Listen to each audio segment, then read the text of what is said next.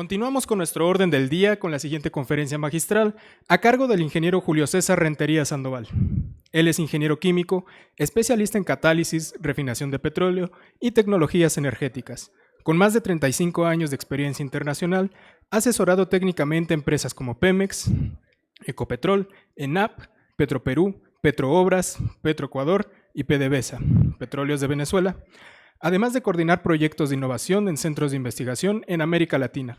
Actualmente es director de consultores asociados en tecnologías catalíticas, CATEC, y en el Foro Latinoamericano de Refinación, Petroquímica y Energías de la Transición. Ha sido distinguido con el Premio Nacional de Química 2021 y otros reconocimientos por sus contribuciones al desarrollo tecnológico y de industria. Bienvenido. Prometo que ya no me van a ver más después de esta presentación. Bueno, vamos a comenzar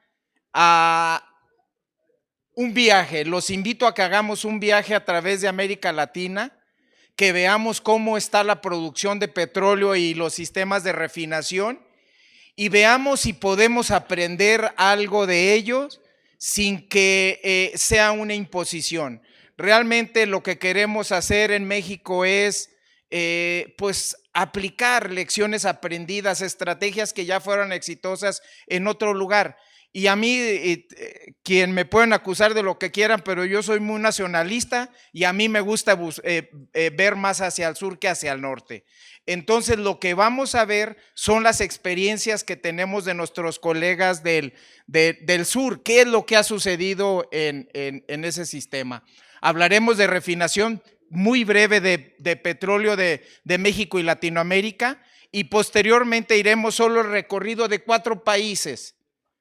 El año pasado hice otros países y prometo que el siguiente haré otros diferentes y posteriormente aterrizaré algunas de las lecciones aprendidas en México. En forma breve, lo que debo decir, en América Latina, la capacidad de refinación instalada es de 7.5 millones de barriles distribuidos de esa forma. Esto lo van a tener en el material que van a tener, entonces simplemente lo pongo como referencia. Pero vamos a hacer un recorrido, reitero, por algunos países y vamos a empezar por Brasil, donde tiene 17 refinerías y una capacidad instalada muy parecida a la de Petróleos Mexicanos, si a las 7 refinerías que tenemos en México le agregamos la de Deer Park. Tenemos 2.4 millones de barriles distribuidos en 7 refinerías. Producción de petróleo, y ahí vamos, yo soy muy sincero en el mostrar la información, yo la dejo para que sea revisada y analizada y ya después de ustedes, de ser necesario, podemos charlar fuera o tomar sus conclusiones. La producción de petróleo en lo que va de este siglo en Brasil pasó de 1.2 millones a 4.2 millones de barriles. O sea, aumentaron su producción más de 240% en este periodo. Entonces, quedémonos con el 4.1. ¿De dónde vino ese éxito?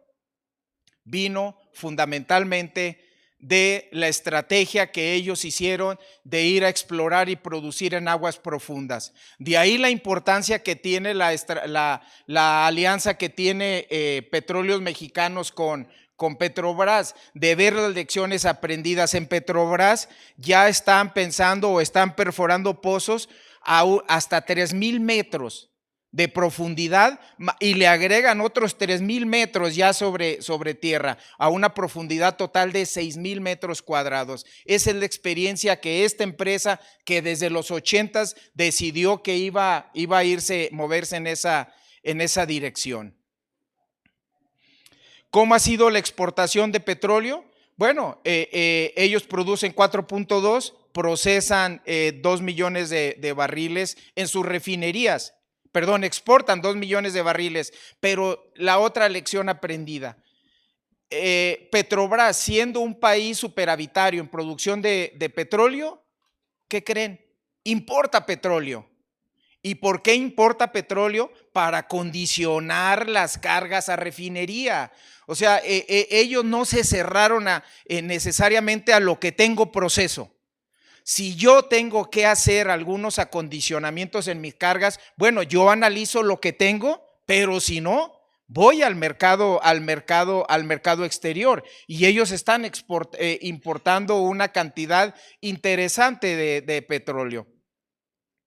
¿Cómo están procesando sus refinerías? Bueno, procesan alrededor de 2 millones de barriles y comienzan 1.6 en el siglo, ya están procesando 2 millones, casi 2 millones 100 mil, de los cuales una parte importante, y le pongo la crítica, es el petróleo importado que ellos reciben, porque ese petróleo es el que les sirve para dar el toque final a la calidad del petróleo que voy a procesar. Es el que realmente hace la diferencia en muchos casos para continuidad operacional, confiabilidad y eficiencia operativa. Están operando sus refinerías alrededor del 90 y tantos %. O sea, si no importaran petróleo, muy seguramente no estarían operando sus refinerías a ese porcentaje. Entonces, lo que les da ese plus, muy seguramente viene de esa importación. ¿Y cuál es la capacidad instalada? Bueno, parte de esa la tiene Petrobras, era el único que tenía refinerías en Brasil. Hace una venta de algunas refinerías, se las vende a Selen, y otra refinería se la vende a otra compañía. Pero incluso algunas de las que ya fueron privatizadas, Petrobras tiene el interés de recomprarlas. O sea, yo la vendí porque eventualmente no era negocio, pero en otro momento puede ser un buen negocio. Si yo tengo los crudos y demás, pues eventualmente yo puedo hacer esa recompra. El rendimiento de petrolíferos, aquí viene otro golpe de realidad y hay que ser muy abiertos. El rendimiento de petrolíferos, gasolina, turbocina y diésel en México ronda en el 60%, en Brasil anda en el 76%. Entonces, lo que nos dice es de alguna manera el umbral hacia dónde se moverá o hacia dónde debemos de mover nuestras refinerías. Y voy a ser muy, muy claro y me voy a adelantar.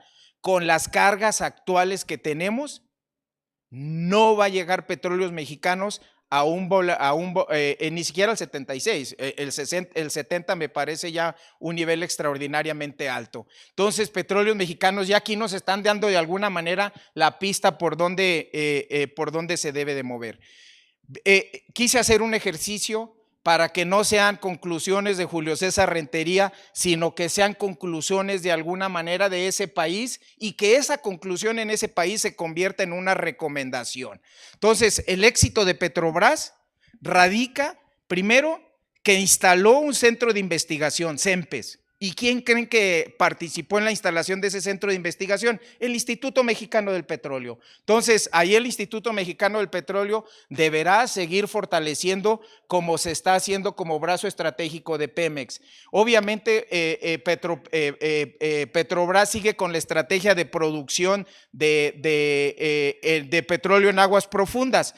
Y lo que está en negrillas, nótese, cuando hablo que Petrobras importa petróleo ligero como una decisión técnica estratégica para optimizar la dieta de mezcla de sus refinerías, eso lo voy a copiar y adelanto que lo voy a poner como una recomendación para Petróleos Mexicanos. Un país que está exportando 2 millones de barriles de petróleo importa una cantidad interesante de petróleo ligero que le permite acondicionar sus cargas. Nos pasamos al siguiente país. Esto quiero que lo movamos como un pequeño cuento, que la narrativa es que entre de una forma naturaleza para que la conclusión también sea muy suave. Pasamos a Argentina. Argentina tiene 7 refinerías con una capacidad de refinación de 600,000 barriles aproximadamente. La producción de hidrocarburos líquidos que tocó piso en el 2020, que llegó a valores inferiores a 500,000 barriles, pues ahorita ya anda casi en 900,000 barriles para un incremento del 90% en el periodo 2017-2026. ¿De dónde viene este crecimiento? Pues no viene nada más y nada menos que la producción de petróleo en yacimientos no convencionales.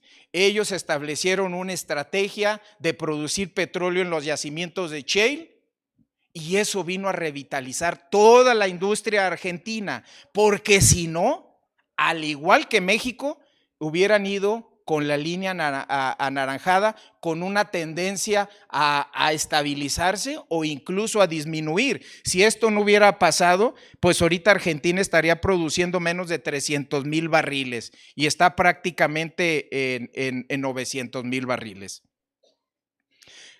¿Cómo está afectando un solo yacimiento? Un solo yacimiento, que es el de Vaca Muerta.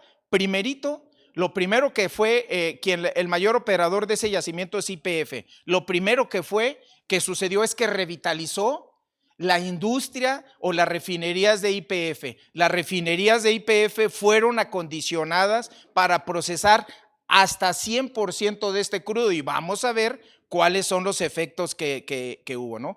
Además le mandó crudo para que otras refinerías de Argentina tuvieran mayor proceso y tuvieran un mayor margen de refinación procesando estas corrientes. Pero si queremos, se rehabilita el oleoducto trasandino, se reactiva algo que ya estaba cerrado y comienza a mandar petróleo de Argentina a Chile. Y una refinería chilena se acondicionó hasta para procesar hasta 100% de crudo shale. ¿Qué beneficios le están sacando? Extraordinarios. Finalmente nos vamos a Uruguay y todavía los remanentes de shale los mandan a Perú y algunos los están mandando a Brasil, Asia y Estados Unidos. Y todavía pues ellos están ahorita definiendo el modelo de negocio, porque pues están viendo que todavía no han llegado a su pico de producción. Entonces, tener el shale oil pues les vino a revitalizar las cuencas de los yacimientos convencionales, pues de alguna manera les ayuda, porque ya tenían instalaciones oleoductos que estaban subutilizadas, ahora ya están utilizadas full. Vino a ser un boom de la refinación, pero particularmente de la petroquímica en Argentina. Si aquí no vamos a analizar la petroquímica, pero si la refinación revivió, la petroquímica se disparó a niveles que ni ellos pensaban en un momento que pudiera ser. Y una de las cosas que sucede en esa refinería, pues obviamente el shale oil vino como a ser un integrador regional de todos los sistemas de refinación. No seas malito. Bueno, vamos a ver qué sucede. Solo un caso, YPF, el proceso de crudo lo sube desde 234, que era en la época COVID, hasta 345. Eso representa a que operan, y probablemente, no sé si haya otros casos en el mundo, pero operan sus refinerías a más del 100% de su capacidad. Hay meses en que han logrado operarlas a 105%. Entonces, nada más como tema de reflexión, para que no nos duela tanto, veamos a qué porcentajes las procesamos en México. Punto número 1, el punto número 2, el shale oil les ayudó a condicionar sus cargas a refinerías y prácticamente desaparecieron la producción de combustóleo. Llevémoslo al caso de México, donde uno de los grandes retos es ver qué hacer con ese combustóleo. Déjenme ver si aquí tengo los rendimientos. Sí. Tenemos 1%. 1% del rendimiento de combustóleo. En México andamos alrededor de 30%. Para que nos veamos en órdenes de magnitud. Y la producción de rendimientos valiosos, igual entre 70 y 80%. Entonces, eso fue Argentina. Pues aquí la conclusión es que el shale oil vino a revitalizar la industria de refinación y petroquímica, y que ese crudo liviano, que es un excedente, pues ayudó también a revitalizar la industria en otros países. Seguimos el caminito, llegamos a Chile, espero que pueda terminar bien con México. Hay 3 refinerías, 236,000 barriles. Chile es un caso atípico porque ellos prácticamente exportan el 100% de su crudo. Producen solo muy poquito petróleo, y lo otro que están produciendo es fuera de Chile. En Chile no hay petróleo, por lo menos hasta estos momentos. Pero esa debilidad se convierte en una fortaleza, porque ellos compran petróleos con bajo contenido de azufre, petróleos acondicionados en sus refinerías, y solo voy a poner un ejemplo. Una refinería chilena emite 1,000 toneladas de SOX al año. 1,000 toneladas. Una refinería mexicana emite N veces eso, esa cantidad, ¿no? Obviamente ellos se apoyan de que compran un crudo con menos de 0.5 de azufre, 0.1, 0.2, y nosotros procesamos crudos con 3%. Entonces, también en honor a la verdad, pues el reto tecnológico que tiene Petróleos Mexicanos es muy fuerte en ese sentido. ¿Cómo se ha diversificado Chile? Si ven, este es el patrón de crudo, el origen del crudo importado en el 2006, sin importar los países, pues ahí aparecen 6 países más o menos diversificado. En el 2016, pues ya nomás importaban de crudo de Brasil y Ecuador. Y con el boom del shale, pues ahora de Argentina importan particularmente la tercera parte de ese petróleo, ¿no? Y reitero, eso fue lo que les dio la ganancia. Y para ver cómo están operando sus refinerías, están operándolas entre el 70 y el 80%. Y ustedes dirán, es que estas sí las operan a más bajo índice ocupacional que las chilenas, que las argentinas y las brasileñas. ¿Pero qué creen? De acuerdo a lo que nos platicaba el ingeniero Gustavo Sánchez Lugo, ellos operan a este nivel porque deciden operar a ese nivel, porque ese nivel es el que les da el mayor margen de refinación. Ellos deciden tener una tasa de participación en el mercado y a partir de ellos comienzan a establecer, porque realmente lo que les interesa es el margen de refinación. O sea, bajando el proceso de crudo, el margen de refinación se ha aumentado. Entonces ellos ven con la selección de cargas, con la forma de operar la refinería, pues obviamente como una oportunidad. Y cosa interesante, el rendimiento de petrolíferos aquí sí es superior al 80%. Entonces los otros 2 países se movían entre el 70 y 80 y este es superior al 80%. Y al igual que los otros países, el shale oil prácticamente hizo que desapareciera la producción de combustóleo en ese país. Entonces, aquí la conclusión es de que Chile, al ser un importador neto de crudo, pues reconfiguraron sus refinerías y las operan a un volumen de tal manera que les garantice el mayor margen de refinación. Y la cosa muy interesante, si hay algún país que cuide el medio ambiente, es en Chile. Ellos tienen niveles de recuperación de azufre en las corrientes ácidas de un 99 punto y fracción. En México la ley nos dice que es 90% y pues también ya veremos en qué número estamos. Entonces, reitero, lo que yo voy a querer es entender un poquito las experiencias de otro lugar para ponerla como una recomendación de México. Pasamos a Perú, donde tiene 4 refinerías. Tuvimos hoy 2 charlas muy interesantes de Petroperú. Esas refinerías tienen 240,000 de capacidad instalada. Es la nueva refinería de Talara, que lo que sobresale aquí es que tiene una flexicocking, que fue la presentación anterior, nos hablaron mucho de ello, y lo realmente importante es que esa refinería, esa planta hace que el coque que eventualmente se produjera, se gasifica y ese flexigas se utiliza para producción de energía eléctrica que prácticamente cubre las necesidades de esa refinería, ¿no? Esto lo habló muy a detalle el ingeniero Arturo Rodríguez.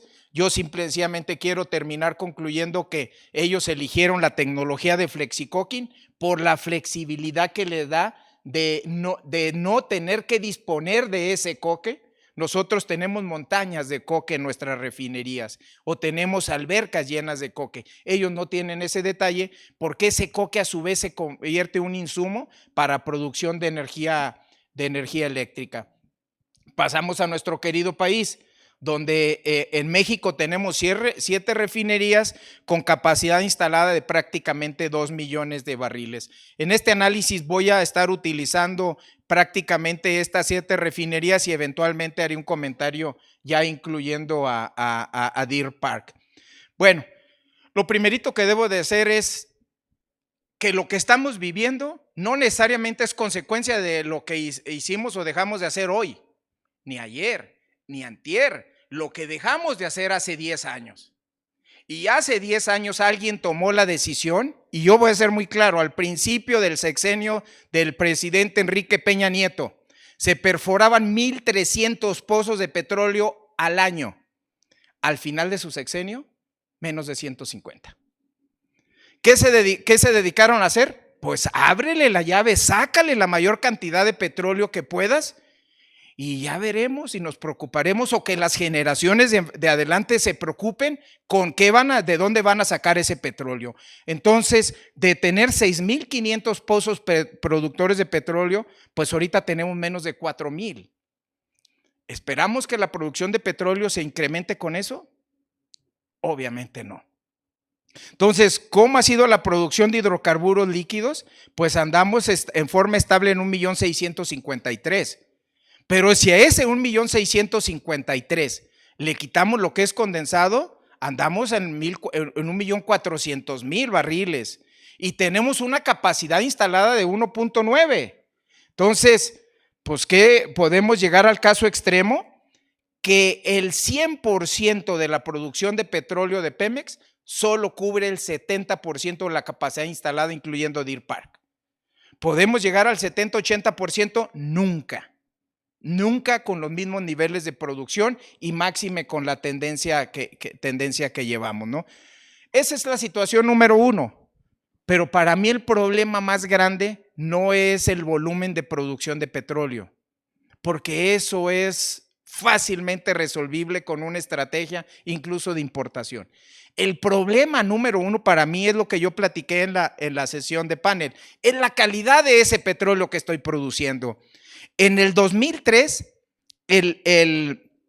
los crudos que eran el crudo maya que venían del yacimiento Acalicú eran el 92%. Ese era el crudo pesado que nosotros le llamábamos. Ahora es 0%. 0%. No hay. En cambio, los crudos superpesados, Malub, Sapia y Atzil, que eran el 4%, ahora son el 80% de esa cuenca. ¿Dónde está ese petróleo? No lo exportamos todo.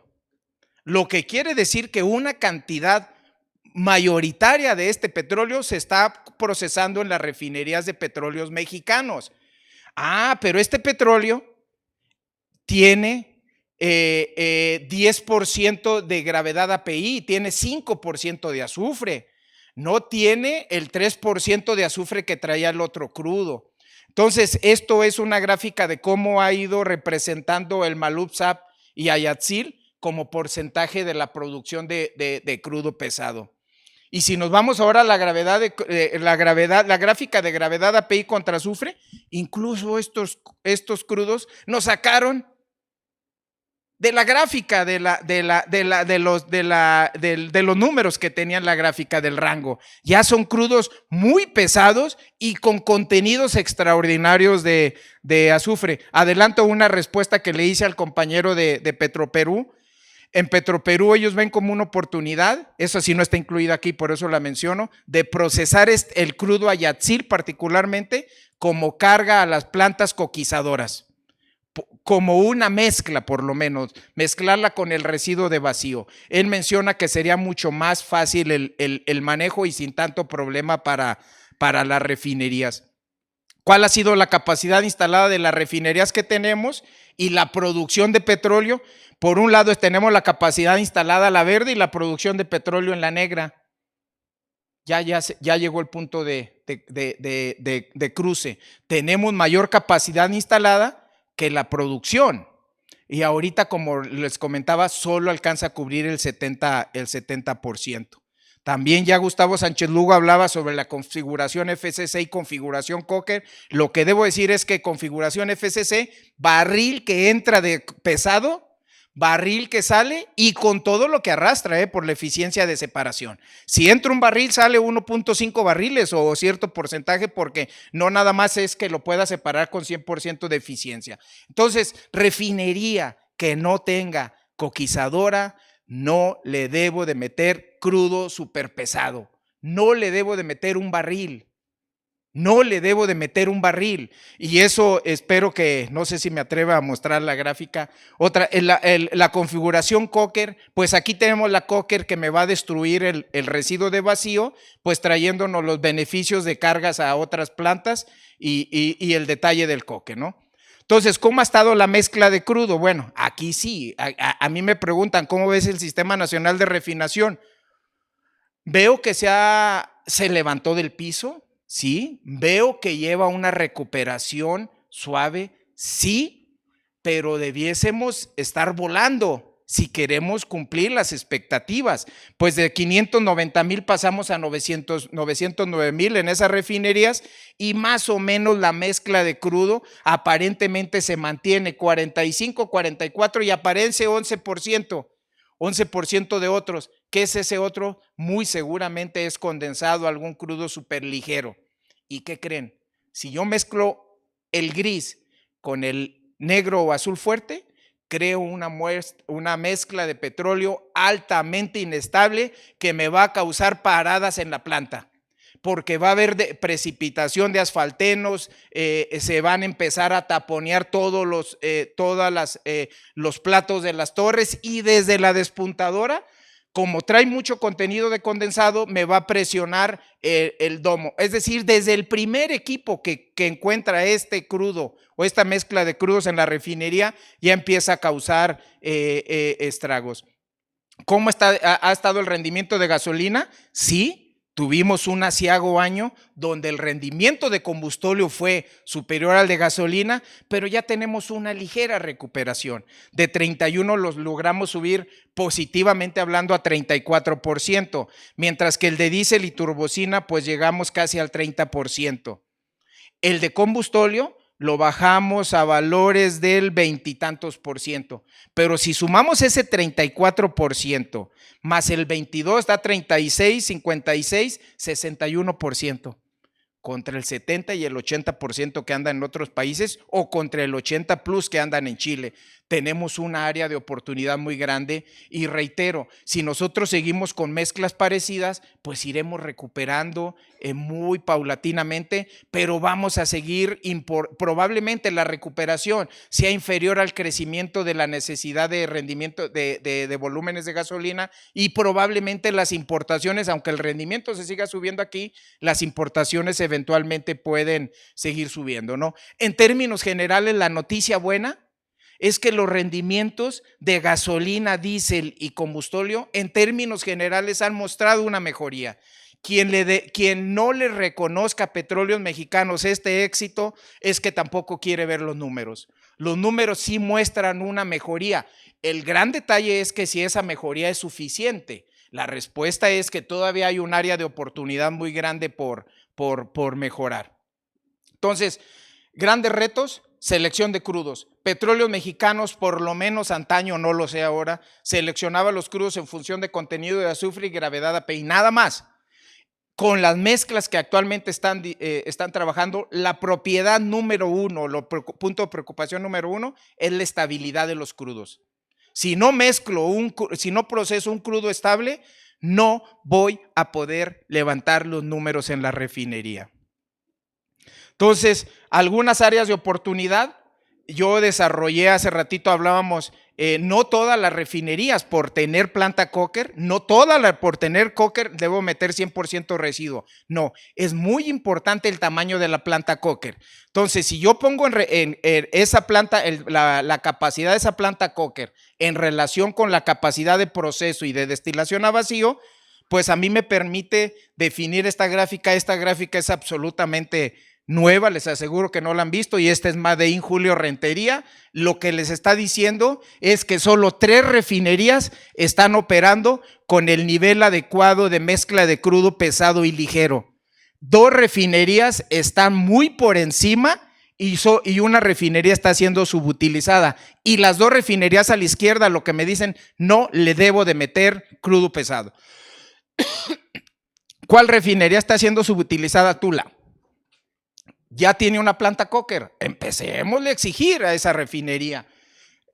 Hay que meterle más crudo pesado. a la refinería de Madero y a la refinería de Cadereyta, Minatitlán, eventualmente hay que disminuir el contenido de crudo pesado. Esta gráfica sería bien interesante, la voy a compartir con los compañeros de Pemex porque nos dice alguna forma por donde me pudiera mover.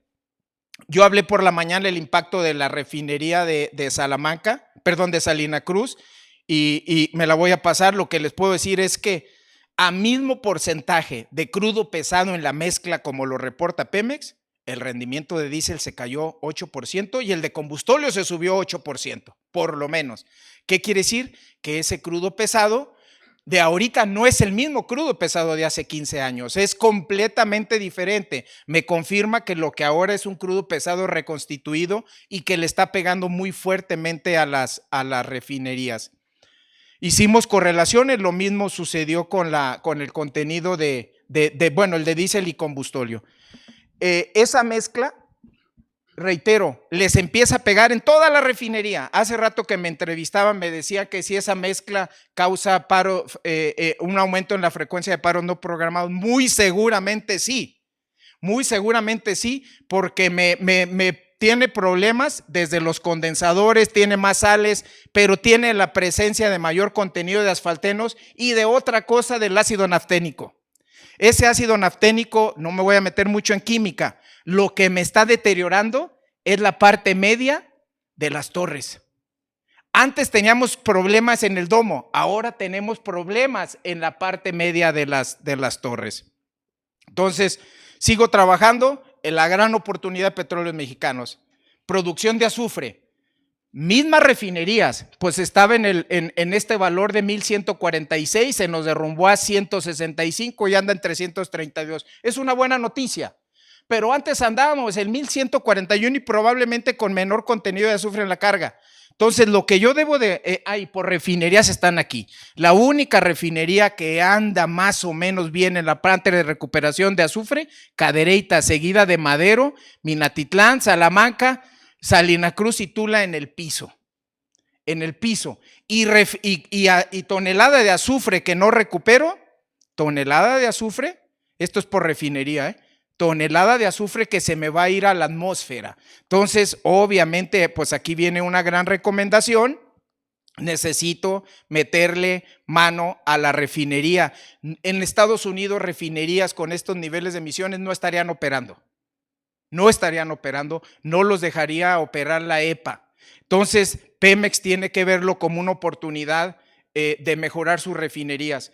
Y no podemos quitarnos de la responsabilidad de que las refinerías no son.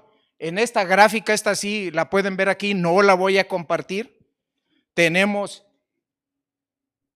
proceso de crudo, emisiones de azufre en 4 refinerías. Hay una correlación casi perfecta en algunas de ellas, hay una dispersión en algunas otras porque hay otras fuentes de emisiones, ¿no? Entonces, esto es un estudio por separado. Termino ya con una recomendación, así me voy a tomar 2-3 minutos. En Brasil, nosotros hablamos de las cosas buenas que sucedieron en Brasil. Ahora, ¿qué debo de aprender allá para México? Bueno, con la estrategia de mezclas que hicieron en Brasil, bueno, Petróleos Mexicanos debe de fortalecer su estrategia de producción de petróleo en aguas profundas, para lo cual la alianza con Petrobras para la transferencia electrónica era una cosa que se debió de haber hecho desde hace años, ¿no? Pemex debe de, siguiendo esa línea, optimizar su mezcla de crudos, y si es necesario importar crudos, mientras no haya, yo creo que ahorita lo podemos hacer por elección. En unos años va a ser forzado. Entonces, ahorita, antes de que el destino nos alcance, que yo creo que ya nos alcanzó, debemos de hacer esa estrategia de importación.